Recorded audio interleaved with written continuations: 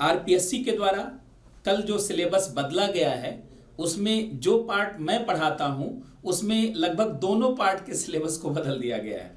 अगर आप देखेंगे तो फर्स्ट पेपर में जहां पहली यूनिट में हिस्ट्री है, दूसरे यूनिट में इकोनॉमिक्स है और तीसरे यूनिट में सोशोलॉजी, मैनेजमेंट और अकाउंटिंग ऑडिटिंग का पार्ट है। तो जो फर्स्ट पेपर का सेकंड यूनिट है इकोनॉमिक्स, जिसके अंतर्गत इंडियन इकोनॉमी, वर्ल्ड इकोनॉमी और इकोनॉमी ऑफ राजस्थान है, इस पोर्शन को भी मैं पिछले एक दशक से पढ़ाता रहा हूं राजस्थान में।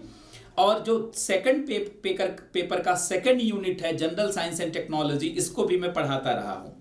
तो आरपीएससी के द्वारा जो बदलाव किया गया सिलेबस को लेकर के, वह इन दोनों पार्टों में बड़े स्तर पर रहा है।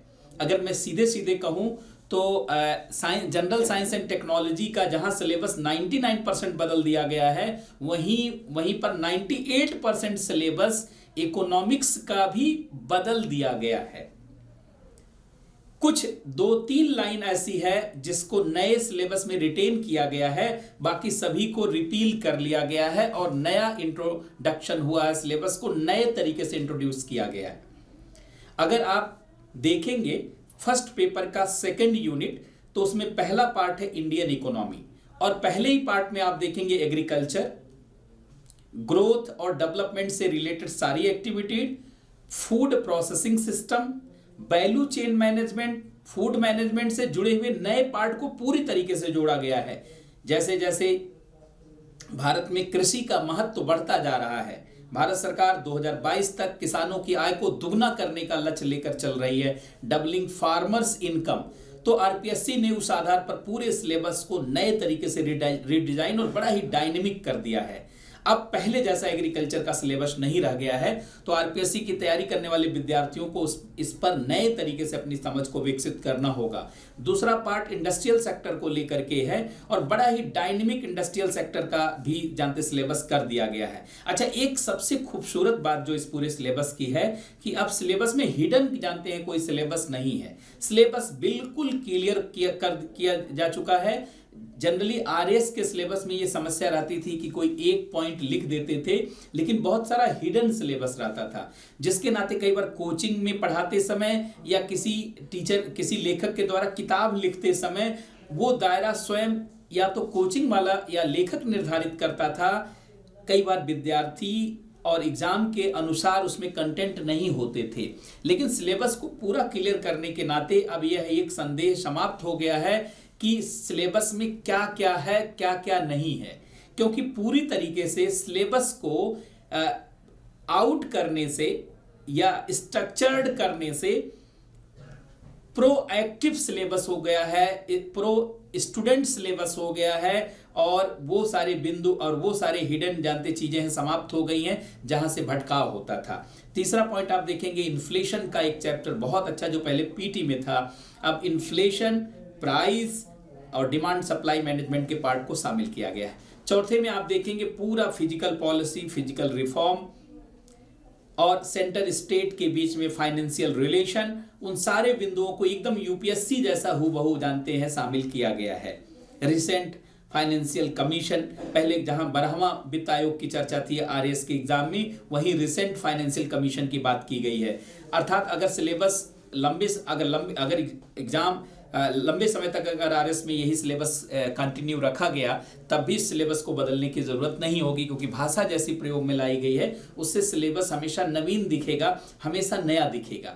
चौथे पार्ट में अगर आप 5वें पार्ट में देखेंगे तो physical responsibility and budget management, physical reforms in India और बहुत सारे पहलू को जानते उन्होंने शामिल किया है। जहां पर आप देखेंगे इकोनॉमिक रिफॉर्म को दूसरे पार्ट में इंडस्ट्रियल सेक्टर के साथ शामिल किया है, वहीं फिजिकल रिफॉर्म्स को यहां पर 5वें लाइन में शामिल किया है। इसी के साथ साथ सोशल सेक्टर को भी एक साथ ला करके रख दिया गया है, जिसमें अनएम्प्लॉयमेंट है, पॉवर्टी है, इनइक्वालिटी है, हेल्थ केयर है, एजुकेशन पॉलिसी है, अर्थात लगभग सभी चीजों को इकोनॉमी के इस पार्ट में शामिल कर लिया गया है। समाज और समाज की पूरी आवश्यकता अर्थव्यवस्था से कैसे सुनिश्चित होती है, उसको लेकर के subsidy, tax reform, cash transfer, उन सारे एस्पेक्ट को नए सिलेबस में शामिल किया गया है। बल्कि ना केवल इसे शामिल ही किया गया है, उसके सभी पहलुओं को क्लियर भी किया गया है। वर्ल्ड इकोनॉमी में देखेंगे आप तो जो है ग्लोबल सिनेरियो में role of IMF, world bank, WTO का सिलेबस है। और दूसरे पार्ट में एक थोड़ा सा चेंज हुआ है, sustainable development and climate change. पहले ये पार्ट सेकंड पेपर में था और इन्वायरमेंट इकोलॉजी का पार्ट होता था, लेकिन अब वर्ल्ड इकोनॉमी का पार्ट बन गया है।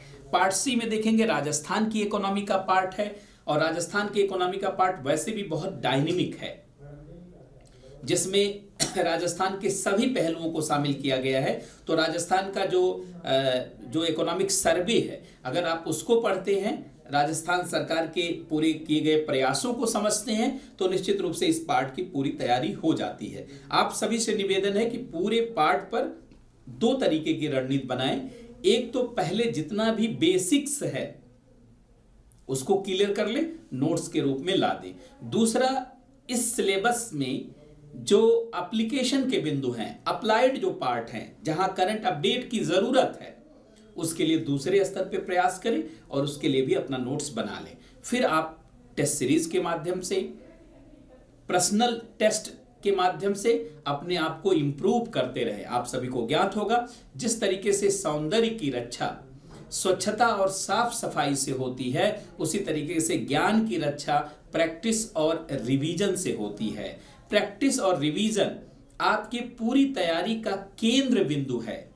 जिस दिन आपने प्रैक्टिस और रिवीजन को छोड़ा, उसी दिन समझिए आप बेहतर स्टूडेंट बनने से वंचित रह गए, और आपकी पूरी सफलता में यही चीज निर्णायक होने वाली है कि कितना ज्यादा आप प्रैक्टिस और रिवीजन कर रहे हैं। क्योंकि जो पॉइंट आपको याद रहेगा, उसी पॉइंट से ही आपका सिलेक्शन होगा। आपके पास ज्ञान कितना है यह मायने नहीं रखता, कितना आप मेंस की कॉपी में लिख पाते हैं, कितना आप इंटरव्यू में एक्सप्रेस कर पाते हैं, यही आपकी सफलता का पूरा निर्णायक बिंदु होगा। अर्थव्यवस्था में लगातार परिवर्तन हो रहे हैं। बिफोर कोरोना भारतीय अर्थव्यवस्था के लिए अलग परिस्थितियां थी। पोस्ट कोरोना के बाद, कोरोना के बाद की परिस्थितियां भारत में बदली हैं। उन सभी बिंदुओं को समाहित करते हुए जो नया सिलेबस आया है, इसको बहुत डायनेमिक सिलेबस माना जाएगा, और यह लगभग वैसा ही सिलेबस है जैसा यूपीएससी में सिलेबस है। वही बात मैं पुनः दोहराना चाहता हूं, जैसा मैंने जनरल साइंस एंड टेक्नोलॉजी के पार्ट में कहा कि अब आरएस की तैयारी करने वाले विद्यार्थियों को दोहरी मेहनत नहीं करना होगा अगर वो यूपीएससी की तैयारी करते हैं। अर्थात यूपीएससी की तैयारी और आरएस की तैयारी के बीच में कम से कम इकोनॉमी वाले पार्ट और टेक्नोलॉजी वाले पार्ट को लेकर के अब बहुत समानताएं हो गई हैं, बहुत सिमिलरिटीज हो गई है। इस नाते राजस्थान के जो विद्यार्थी या अन्य राज्यों से आने वाले जो विद्यार्थी आरएस की तैयारी कर रहे हैं, तो उनके लिए कोई अलग से एफर्ट लेने की जरूरत नहीं रहेगी। केवल राजस्थान का जो पार्ट अलग से है उस पर आपको अलग से तैयारी करनी होगी, अन्यथा सबके लिए आपको एक ही रणनीति लेकर के चलना होगा।